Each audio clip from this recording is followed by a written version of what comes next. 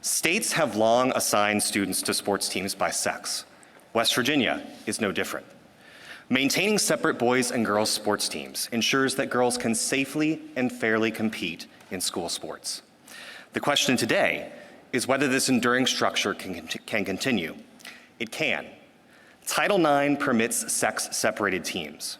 It does so because biological sex matters in athletics in ways both obvious and undeniable.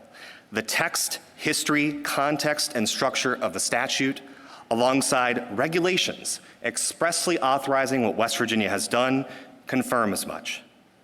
Respondent says that West Virginia schools can no longer designate teams by looking to biological sex. Instead, schools must place students on sports teams based on their self-identified gender. But that idea turns Title IX, a law Congress passed to protect educational opportunities for girls, into a law that actually denies those opportunities for girls. The court should not embrace that backwards logic. Aside from its problems with Title IX, the decision below constitutionalizes one side's view of a hotly disputed issue. But West Virginia's law does not offend the Equal Protection Clause either. The West Virginia legislature reasonably and rationally defines sex based on biology and acknowledged the physical differences that biology creates. Given those differences, the law satisfies rational basis review. And the state's law satisfies even intermediate scrutiny because it is substantially related to the important governmental interest in ensuring fairness and safety in girls' sports.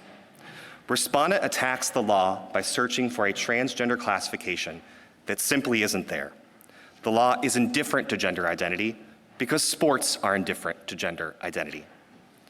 Ultimately, West Virginia's law, like the laws of at least 26 other states, simply preserves the enduring structure on which girls' sports depends. It should be upheld. I welcome the court's questions. What's your view of what Title IX, how it defined the separated sexes, male and female? So under Title IX, Your Honor, we would look to the ordinary understanding of sex at the time that Title IX was passed, 1972, and I think also relevant would be 1974 when the Javits Amendment was passed. And at that time, the ordinary understanding of sex was biological sex, consistent with the understanding of sex reflected in West Virginia's statute. I think that's also consistent, frankly, with this court's own understanding of sex and some of its own cases like Frontiera, where it likewise focused on things like reproductive function.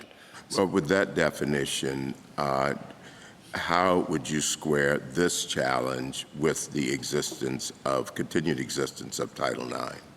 So I think this challenge fails under Title IX, and in fact, it amounts to a backdoor attack on Title IX, in the sense that Title IX itself contemplates sex distinctions, and express regulations specifically applying to the context of athletics expressly contemplate the distinctions between sex of male and female sports teams. In interpreting this definition, would it make a difference, or does it make a difference that this is a spending clause statute?